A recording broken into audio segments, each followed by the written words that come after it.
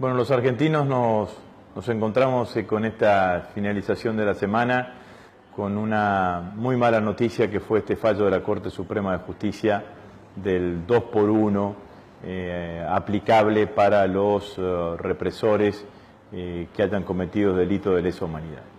La verdad que es un fallo que nos dejó estupefactos a todos, que generó rechazo en todos los organismos de derechos humanos, en militantes, en las distintas organizaciones políticas, que va a tener un efecto muy nocivo, porque va a permitir que muchísimos represores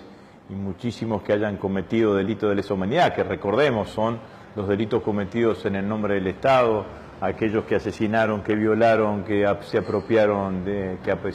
bebés, que detuvieron indebidamente, que robaron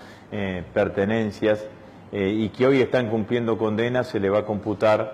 que cada año que hayan estado detenidos con prisión preventiva se le va a computar por 2. Con lo cual hay una cantidad de represores que estarían en condiciones de recuperar la libertad, algunos claramente emblemáticos, como fueron todos aquellos que conformaban la patota de la ESMA, el Tigre Acosta, Astiz y otros más, que claramente nos retrotraen 20 años atrás, porque significa de vuelta a los represores caminando en libertad por las calles de la Argentina, con el riesgo de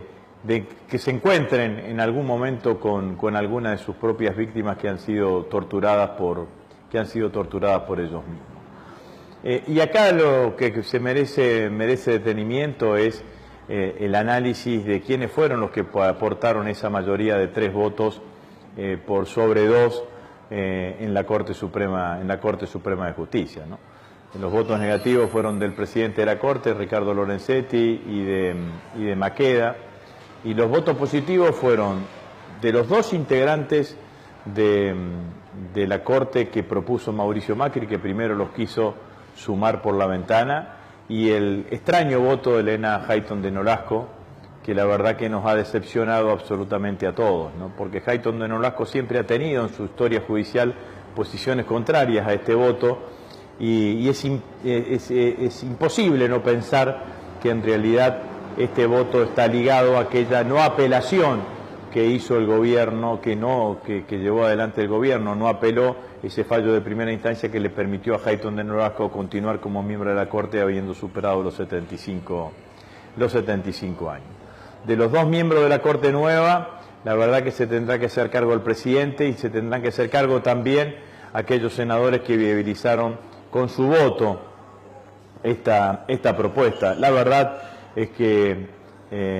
los miembros de la Corte que habían aceptado ingresar a la Corte por decreto sin necesidad de acuerdo del Senado, se puede esperar cualquier cosa. Y lo que han hecho es ciertamente un latrocinio judicial que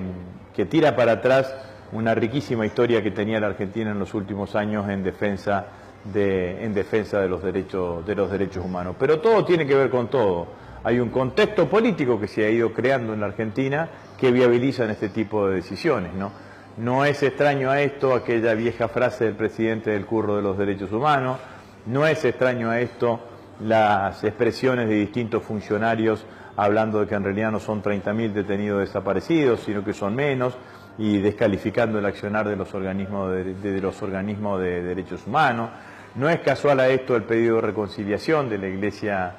Iglesia argentina, ni tampoco la libertad domiciliaria al que obtuvo la mano derecha de Camps en la policía bonaerense, que es Echecolás, o el presidente hablando de guerra sucia, ¿no? Se va generando un contexto político en donde los valores que sostuvimos durante los 12 años de gobierno de Néstor y Cristina aparecen claramente, y con un intento de desvirtuarlo, producto de la acción del Estado, ¿no? La reacción de la sociedad fue muy importante. Yo sentí que me encontraba con gente que tenía la misma bronca que sentimos hace décadas atrás, cuando el expresidente Menem decretó el indulto, y la movilización espontánea en las distintas plazas de la Argentina muestran muestran claramente eso. Pero el contexto político que va generando el gobierno es un contexto político de un gobierno que cada vez más se corre hacia la derecha y que celebra claramente fallos como este y de estas características, ¿no? Por otro lado, finalmente se terminó para la provincia de Santa Fe, llegando a un punto de acuerdo con la empresa Sancor, con un esfuerzo enorme de los trabajadores. Los trabajadores resignaron parte del aporte que las empresas hacían a su obra social. Lamentable el discurso del presidente Macri cuando estuvo aquí en la provincia de Santa Fe, pero lamentable, pero al mismo tiempo ejemplificador de cuál es el pensamiento del gobierno. Entonces, Sancor está complicada porque cayeron el consumo de productos lácteos en un 25%, que es producto de la política económica que lleva adelante el gobierno nacional, que es una política económica que claramente atenta contra el consumo.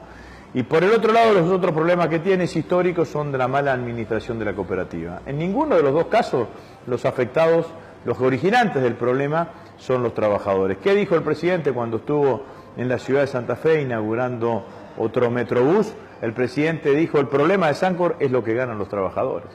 Entonces, la realidad es que hay una mirada fortísima por parte del gobierno nacional, que el problema de la Argentina es lo que ellos llaman el alto costo laboral, que no es que otra cosa que el salario digno que reciben determinados trabajadores en determinados rubros de la actividad económica argentina.